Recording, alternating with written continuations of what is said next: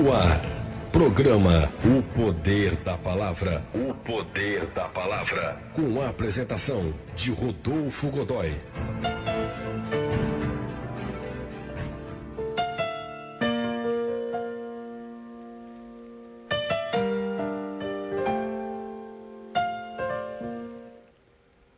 O livro de Atos dos Apóstolos, no capítulo 12, versos de 1 e seguintes, vai relatar então sobre a prisão de Pedro e a sua libertação.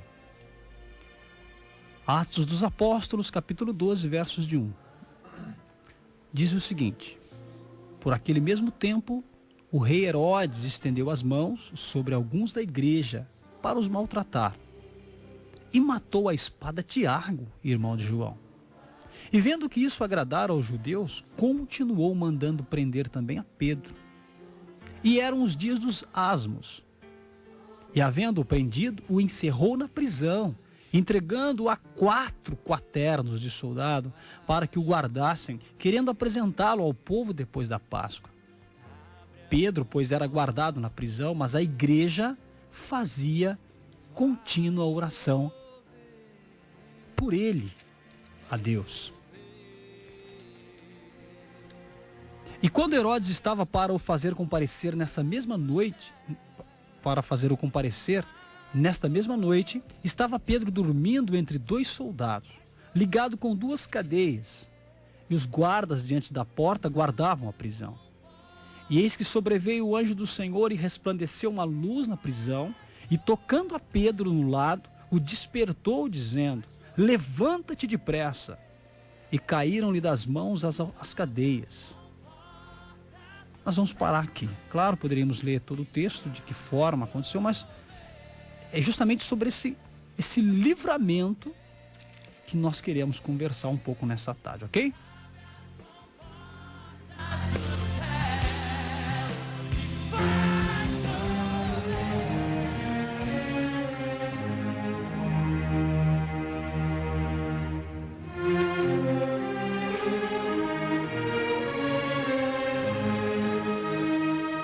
Meu querido, nós estamos bem distante dessa visão nos dias de hoje. Somos muito racionais e não conseguimos entender, infelizmente, devido a esse tempo que nós estamos vivendo, nós não conseguimos entender as manifestações do poder de Deus. Nós não conseguimos visualizar, imaginar de que forma essas grandes coisas aconteceriam. Não estamos acostumados com milagres. Não estamos acostumados com essas manifestações poderosas da parte de Deus. Então, quando nós lemos esta passagem, nós ficamos tentando imaginar de que forma Pedro, guardado por todos aqueles soldados, de repente ele está livre. Pelo poder da oração, um anjo apareceu naquela prisão e libertou a Pedro. Então o apóstolo Pedro está na prisão. Ele está preso. E ele está ali, humanamente indefeso.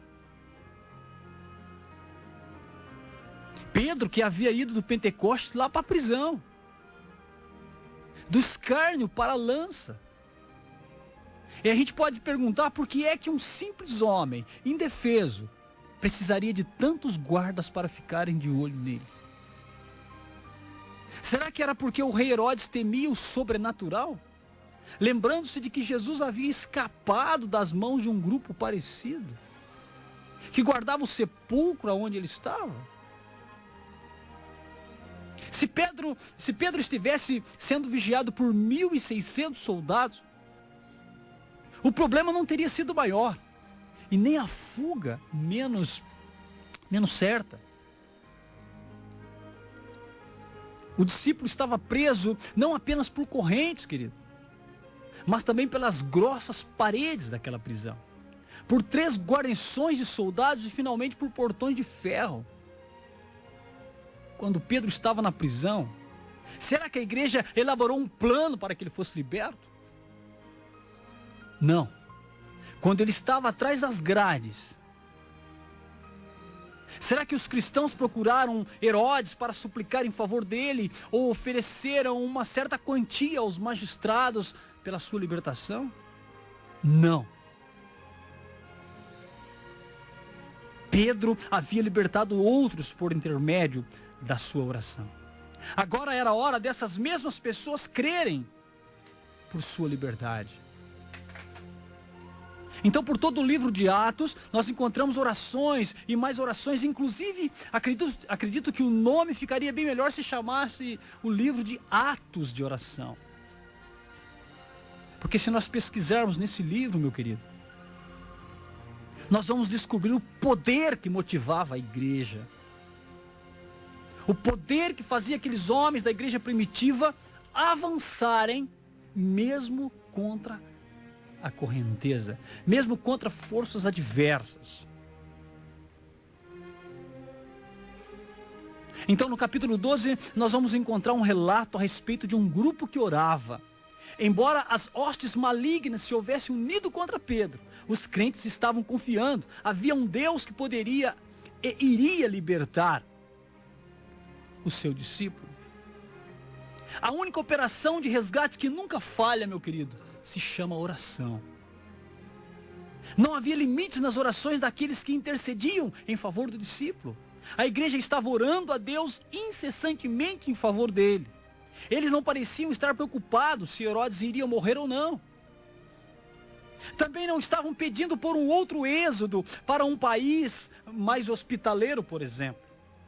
Eles estavam orando por uma pessoa, que era Pedro. Eles estavam orando por uma única coisa, a liberdade do discípulo de Jesus Cristo.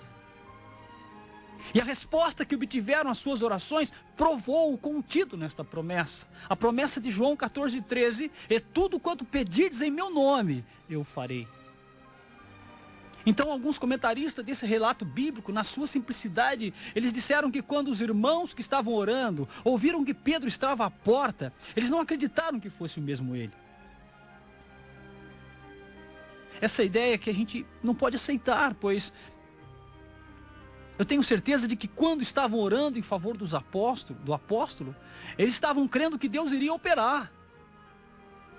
Eu prefiro pensar que eles chegaram a ficar assustados por alguns momentos, mas foi por causa da rapidez da resposta, e não por incredulidade. Para mim, até mesmo se tivessem se assustado quando ouviram Pedro dizer, saí da prisão, escoltado por um anjo, com toda rapidez e facilidade, eles deveriam desculpá-los. Querido, parece que os livramentos realizados por intermédio de anjos não encontram muito lugar em nossa teologia moderna.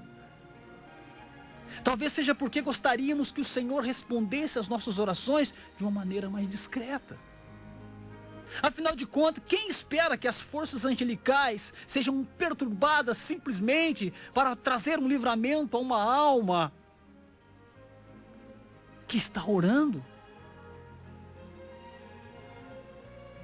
Queridos irmãos, entretanto, muitos dos santos que oraram nos tempos apostólicos alcançaram resultados sobrenaturais.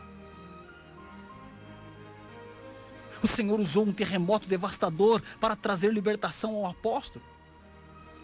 E qual foi o dinamite desse barulho, desse terremoto? Foi a oração. A oração foi o dinamite usado ali. Não existe, meu querido, nenhuma arma capaz de neutralizar o poder da oração. Algumas coisas podem retardar a resposta, mas nada jamais poderá impedir o supremo propósito de Deus. Então, o primeiro requisito na oração é crer. Crer que o Senhor é Deus e que é galardoador dos que o buscam. Hebreus 11, versículo 6. Crer que Deus está vivo e que, portanto, tem todo o poder, não apenas para a libertação de Pedro, mas para a nossa também. Crer que Deus é amor e que se importa com aqueles que são dele. Crer que Deus é poder, portanto, nenhum outro poder pode prevalecer contra ele. Crer que Deus é verdade e que por isso não pode mentir. Crer que Deus é rei e que jamais irá abdicar do seu trono ou falhar em suas promessas. Crer, querido, que Deus é rei e que jamais irá abdicar do seu trono, é isso que eu disse. Ele não pode falhar naquilo que ele prometeu. Então a gente vai refletindo sobre a história de Pedro. E a gente vai ficando repreendido, vai ficando humilhado, vai ficando afligido, vai ficando atormentado. E sabe por quê, querido? Porque existem grandes santos da era moderna, muitos dos quais, ainda hoje, meu querido, estão trancados em prisões.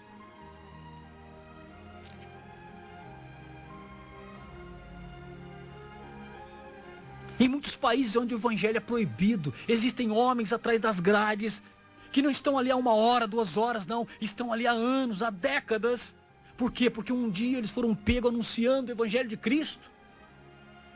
E nós, querido, num país tão liberal como o nosso, liberal até demais como o nosso, onde você pode ter a Bíblia, onde você pode lê-la numa praça, onde você pode lê-la, você pode orar nos templos, onde você pode fazer um evento em praça pública, porque a lei te dá esse respaldo. E nós não fazemos. Mas existem lugares no nosso mundo que pessoas estão morrendo, pessoas estão sendo queimadas, pessoas estão sendo literalmente dilaceradas, porque são pessoas cristãs. E nós achamos que a nossa provação está nos levando à loucura, e nós achamos que uma dor de cabeça é provação, e nós achamos muitas das vezes que a dificuldade, muitas das vezes financeira, é provação. Nós não estamos entendendo, não estamos conseguindo medir o que significa provação e tribulação.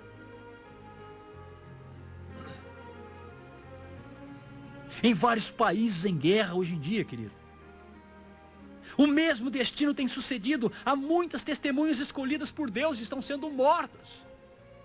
Tais riscos a outros membros do corpo de Cristo exigem concentração, consagração em favor de um empenhado plano de oração em favor dessas pessoas. E nós dizemos, eu não sei para que orar, eu não tenho motivo para orar, é porque nós estamos desatualizados da realidade do evangelho que está sendo proclamado no mundo inteiro. Nós estamos muitas das vezes presos no nosso mundinho, dos nossos problemas, e achamos que o mundo muitas das vezes gira em torno do nosso umbigo, querido. Desculpa dizer isso, mas é justamente isso que nós estamos vivendo.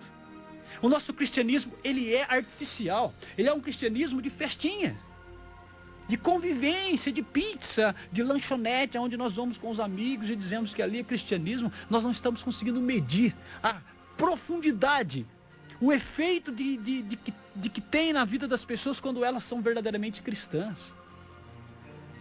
Esse cristianismo de pizza, de macarronada, de lanchonete, de show evangélico para cima e para baixo. Desculpa, meu querido, se você mede o seu cristianismo nesse nível, você está servindo a um Cristo que não é o Cristo da Bíblia. O Cristo da Bíblia é um Cristo que muitas das vezes, meu querido, faz a gente sentir na própria pele. Porque o diabo, ele rege o mundo. Então, se o nosso cristianismo não incomoda o diabo, não é o cristianismo de Cristo. Não é o cristianismo vindo do evangelho. Eu creio que você está me entendendo. Por isso você diz, eu estou feliz com Deus, que bênção que é a minha caminhada, porque afinal de contas está tudo mil maravilha. Mas o que nós encontramos na Sagrada Escritura, de homens que viveram a essência do evangelho, eles não tiveram tempo fácil, eles foram mortos. A Bíblia diz que antes da prisão de Pedro, Tiago foi morto à espada. Por quê? Porque ele era cristão. A Bíblia diz que Estevão começou a pregar o evangelho e ele foi apedrejado, porque o demônio entrou no coração daqueles homens. E eles se enfureceram e mataram Estevão apedrejado. A Bíblia diz que todos os que aceitaram a Cristo perderam suas vidas. A história diz que Pedro foi crucificado. A história diz que Paulo foi cerrado ao meio. A história diz que João, o apóstolo João, foi preso na ilha de Pátimos. Bem velho, com quase 100 anos, ele estava algemado com grilhões. Ali mesmo onde ele recebeu a revelação do livro do Apocalipse. E nós? Nós estamos enchendo caravana para ir no show desse cantor gospel, daquela cantora gospel. Rodolfo, mas isso é proibido? Não deveria ser. Mas o problema é que nós invertemos a situação. O problema é que nós estamos verdadeiramente fazendo desses shows nossos cultos, e não são. Não são nossos cultos. Isso não é culto, querido. Isso não traz o peso do evangelho para a nossa vida. Então é importante nós observarmos essas coisas. Um evangelho que não traz sofrimento, que não traz santidade nem renúncia, pode até ser o evangelho, mas não é o evangelho de Cristo. E aqueles homens então começaram a orar por Pedro. Oravam sem cessar, meu querido. Nós não estamos mais vivendo essa realidade. Nossos filhos não sabem orar, nossos jovens não sabem orar. Porque a oração, meu querido, não é uma recitação de palavras simplesmente. Deus não é um assistente social. Deus não é um shopping que eu vou lá cheio de pedidos para Ele me dar um monte de coisa.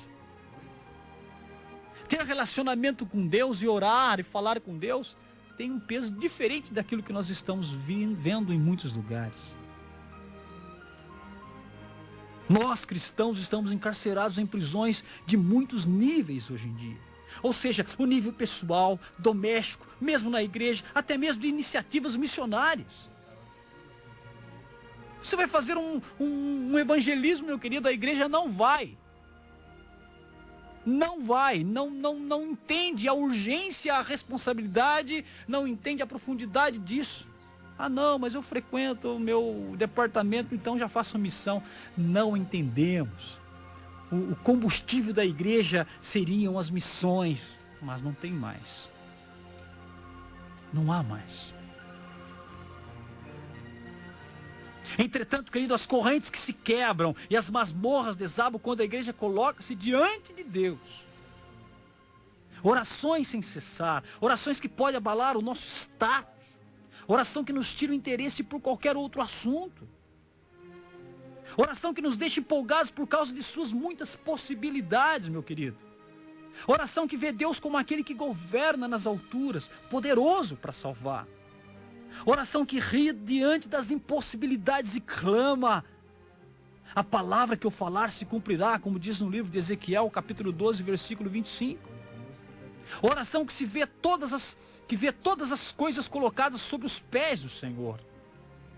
Oração que é motivada pelo desejo de ver a glória de Deus. Oração é imprescindível, mas precisamos cuidar para que a nossa oração não se torne um ritual. O local de oração é mais que um depósito onde guardamos todas as nossas ansiedades, nossas lamúrias e nossos temores, meu querido. Esse local também não deve ser um lugar para deixarmos a nossa lista de compras diante do trono de Deus, onde existe poder sem fim e suprimento inesgotável. O lugar de oração não é apenas o espaço onde eu me vejo livre do meu fardo, mas também um lugar para eu tomar o jugo do Senhor. Eu divido com Ele o peso que está sobre mim, e Ele divide comigo o que está sobre Ele. O meu jugo é suave, o meu fardo é leve. Mateus 11, versículo 30. Para conhecermos esse jugo, precisamos ouvir a voz do Espírito Santo. E para ouvir essa voz, precisamos nos aquietar e saber que Ele é Deus. Então esta hora pela qual passam os assuntos humanos requer uma igreja mais saudável do que temos hoje. A igreja está doente, está fraca. Veja, eu não estou falando dessa ou daquela denominação, estou falando dos cristãos que estão fracos, estão doentes, estão anêmicos. Porque não oram. Porque não oram mais. E para ouvir essa voz, que é a voz do Espírito Santo, precisamos aquietar o nosso coração. Meu querido, está evidente que esta manifestação do mal no meio da nossa juventude e a violação dos mandamentos divinos por todo mundo exige uma fé que não recue, querido. E diante dessa situação, dessa calamidade, Será que poderemos deixar nossas espadas de oração enferrujadas nas bainhas da dúvida, querido? Poderemos deixar nossas desafinadas harpas de oração penduradas nos salgueiros, na descrença? Se Deus é o Deus do incomparável poder e da inacreditável força, se a Bíblia é a palavra imutável do Deus vivo, se as virtudes de Cristo são tão atuais hoje quanto quando Ele primeiro se entregou a Deus depois da sua ressurreição, se hoje Ele é o nosso único mediador, se o Espírito Santo pode nos vivificar como Ele fez com nossos pais espirituais, então todas as coisas são possíveis hoje. O mar estava agitado, os ventos soprando forte, os marinheiros desesperados, os mastros indo pelos ares, as estrelas se escondendo, o Euroaquilão explodindo. O povo estava apavorado, gritando, gemendo, soluçando. Está funcionando. Somente um homem estava louvando. Certo. Todos estavam esperando a morte, exceto Paulo. Diante de uma cena de absoluto desespero. Aleluia. Então houve alguma coisa. Paulo vai declarar no meio daquela tempestade, daqueles homens confusos, medrosos, amedrontados. E ele disse: senhores, eu confio em Deus. Atos 27 e 25. Querido, como as coisas nesses nossos dias parecem estar desmoronando. Precisamos nos unir a Paulo e declarar com o coração cheio de fé: senhores, eu confio em Deus.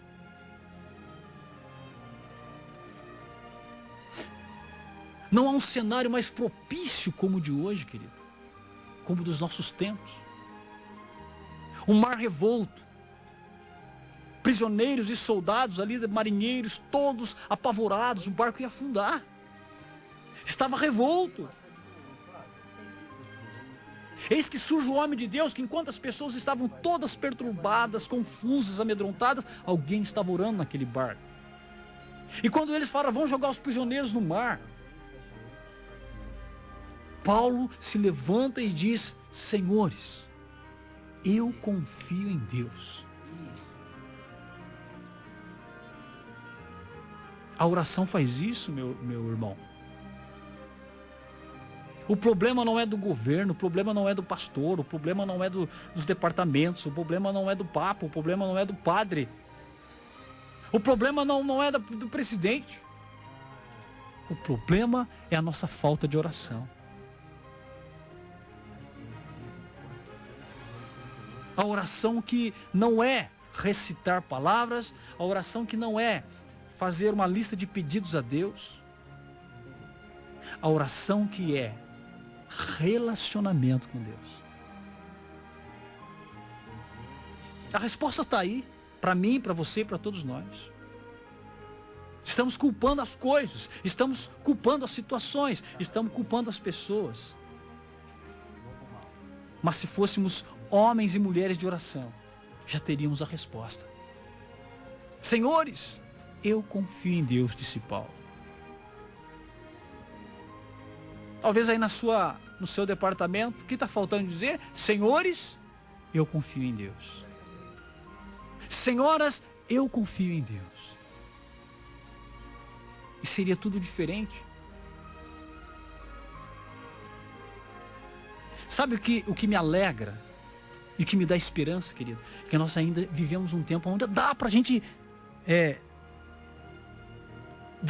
refazer, dá pra gente retornar, dá pra gente recomeçar, ainda dá. Nesse momento, nessa hora, ainda dá tempo da gente recomeçar.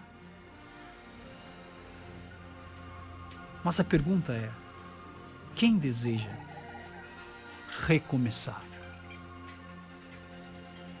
Deus está lá. Deus está na expectativa. Deus está esperando. Mas quem quer recomeçar? Eu convido você, queira recomeçar. Queira recomeçar tudo de novo. Se for preciso parar tudo. Pare. É dessa forma que aprendemos. Porque com Deus não tem um bonzão, não. Com Deus não tem aquele que já sabe todas as coisas, não. Com Deus não tem aquele que já é teólogo, não. Com Deus não tem aquele que estudou 50 anos de teologia, então ele sabe todas as coisas. Tudo isso é muito bom, mas não existe, meu querido, o super-homem cristão. Não existe aquele que vai dizer assim, não, comigo está tudo certo. Não existe, meu querido. Em um determinado na vida de qualquer um, pode ser que ele tenha que dar uma parada, que dar uma reestruturada.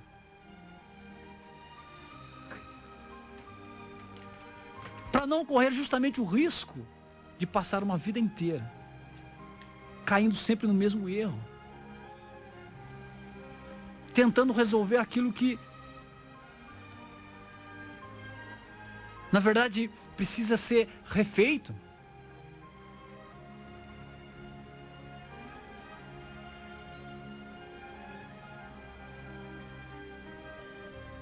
É recomeçar de novo.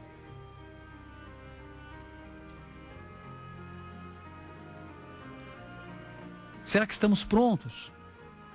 Será que você tem coragem? Será que eu tenho coragem? Será que temos coragem de dobrar o nosso joelho em algum lugar, a sós, e falar com Deus que eu preciso recomeçar, reprocessar tudo de novo?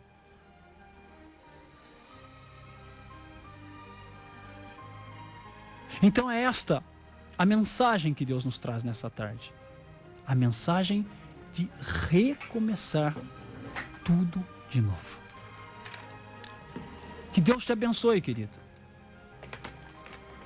Que Deus derrame graça, misericórdia, sabedoria. E que se for preciso recomeçar do zero, vamos recomeçar. E que se for preciso dizer, Senhor, eu quero começar de novo. E recomeçar de fato. Que Deus te abençoe, querido. Que derrame graça, sabedoria a todos nós.